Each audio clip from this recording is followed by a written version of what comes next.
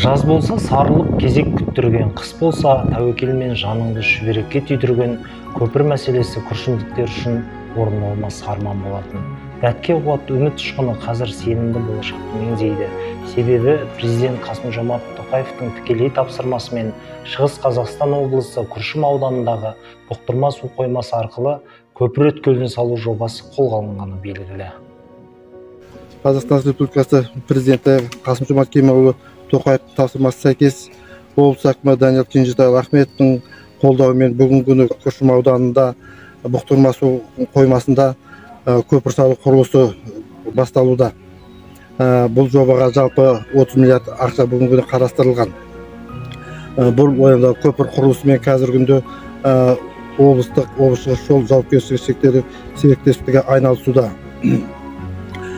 Бұл мердігер компаниямен қазіргі күнде келісімшарт жасалып, қаражаттар өзінің жұмыс жоспарына сәйкес игерілуде. Бүгінгі күні енді жұмыстар қарқынды жүру үстінде, барлық материалдар жеткілікті. Көкпекті жағынан да, осы Күршім жағынан да қарқынды жұмыстар жүргізілуде. Енді біз ойлаймыз, енді жоспарға сәйкес бұл құрылыс жұмыстары уақытында аяқтаймыз деп. Өңір халқына қаншама жылдар бойы арман болып келген бұқтырма арқылы өтетін көпірдің бүгінгі таңда айналма жол, геодезиялық және электр желілерін тарту бойынша дайындық жұмыстары аяқталып қойған. Ендігі кезекте негізгі көпір мен уақытша көпірдің құрылысы қарқынды жалғасуда. Кешен басында вахталық әдіспен 105 адам еңбектенуде, көпшілігі жергілікті тұрғындар.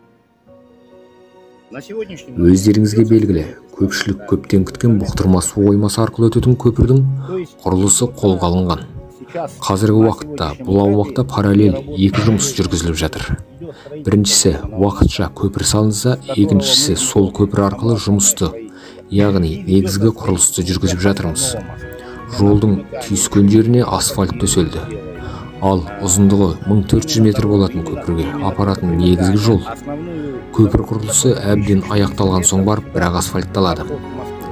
Айта кетейін, сол жағалауда 2021 жылдың қарашасында басталған 16 километр жолдың құрылысы жүргізіліп жатыр.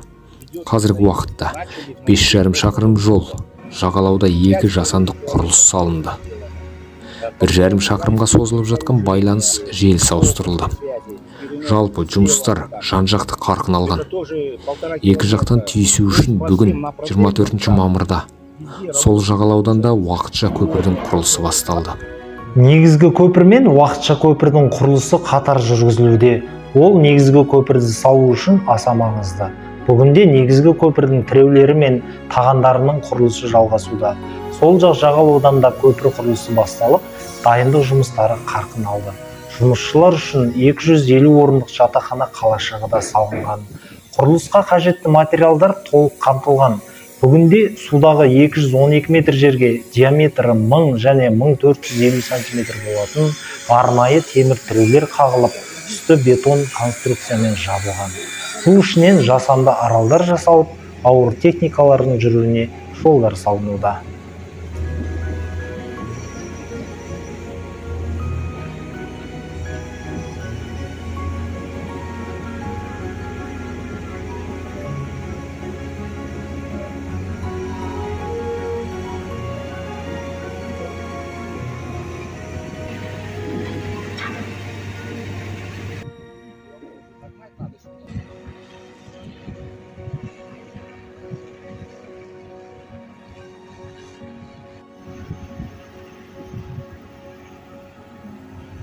Бүгінгі таңда көпірдің құрылысына 130 адам вахталық әдіспен жұмылдырылды.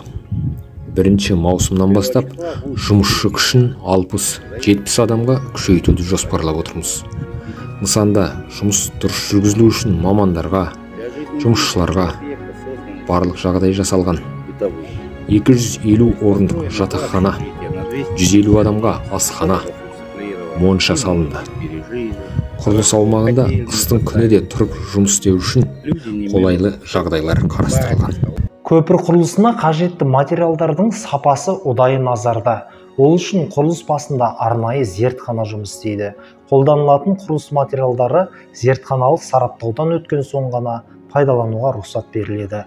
Жоспарланған екі жолақты автомобиль көпірінің ұзындығы 1316 метр, ені 12,2 метр. Көпір бұқтырма су қоймасының ені ең тар учаскесінде Күршім ауданы Құйған ауылының тұсынан өтеді.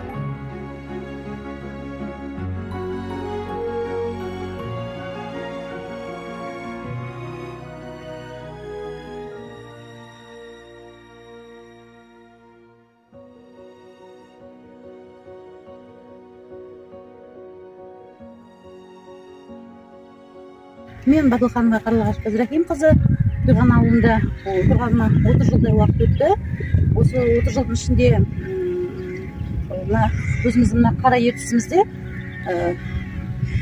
осы ертістен қаншама адамдар балық аулап, өзіміздің күнімізді көріп жатсақ та, бірақ та бізге қаламен қатынасуға, ары қарай қатынас жасауларға өте қиын болған. Себебі желді күндері паромымыз жүрмей қалатын, қыс болса қаншама машиналар судың түбіне кетіп, жол қатынасы көпке дейін болмайтын. Сондықтан мына осы салып жатқан біздің көпіріміз өте қуанышты бізге жағдай. Себебі осы жаңағы айтылған жайттардың барлығы жойылады деп ойлаймыз. Бала шағамыз мысалы оқуға ары бері қатынаста өте бізге қиын болатын, осы жол өте біз алаңдап отыратынбыз. Енді қуанышымызға шек жоқ, себебі біздің көпіріміз салынып жатыр, өте жақсы қарқынмен салынып жатыр. Ауыл азаматтарына қаншама жұмыс орындары табылып жатыр.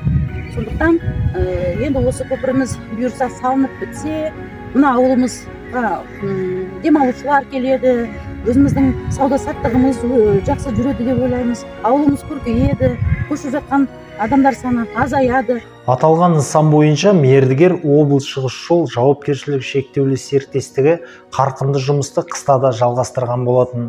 Қазақстан бойынша ең ұзын көпір болып саналатын ауқымды құрылысты ұйымдастырып отырған облыс әкімі Даниал Ахметовке өңір тұрғындарының алғысы зор. Көрінген таудың алыстығы жоқ демекші, басталған істің уақытында аяқталарына аудан тұрғындарының сенімі мол.